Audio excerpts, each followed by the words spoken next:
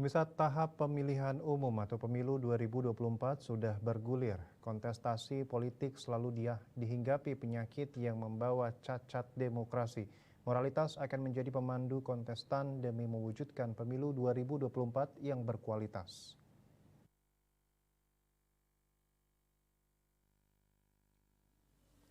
Deputi Direktur Center for Public Capacity Acceleration, Ribut Lupianto, menjelaskan, cacat demokrasi itu terdiri atas cacat prosedural berupa karut-marut penyelenggaraan hingga cacat substansial berupa tingkah pola kontestan yang tidak berintegritas.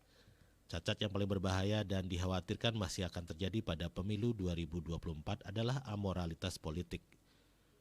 Ruang kompetisi semakin sempit dan ketat. Antar kandidat akan berjuang keras, saling sikut bahkan menghalalkan segala cara demi kemenangannya. Permasalahan bangsa menurut Al-Qadarwi pada dasarnya merupakan persoalan moralitas.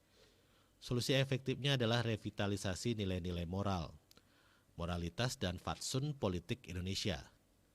Dinilai rendah dalam berdemokrasi menurut Nahwi, amoralitas politik masih menghantui jalannya demokrasi.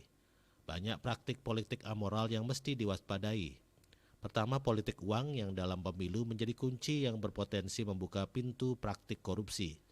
Kedua adalah politik pencitraan yang booming semenjak era reformasi yang memberikan ruang pers sebebas-bebasnya.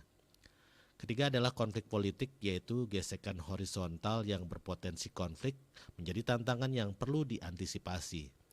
Keempat adalah perselingkuhan politik, yaitu perilaku menjijikan antara kontestan dengan penyelenggara pemilu atau kontestan dengan pengusaha.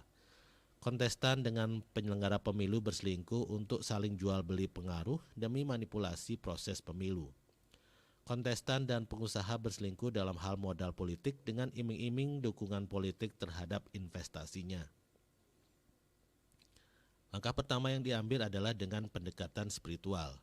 Aspek ini diharapkan dapat menyentuh sisi terdalam pelaku politik amoral untuk sadar dan memperbaiki diri. Kedua, dengan penegakan hukum. Hukum dapat menjadi efek jera atas praktik politik amoral sekaligus melanggar peraturan. Kuncinya adalah penegakan yang berkeadilan. Hukum mesti tidak pandang bulu dan tidak tebang pilih.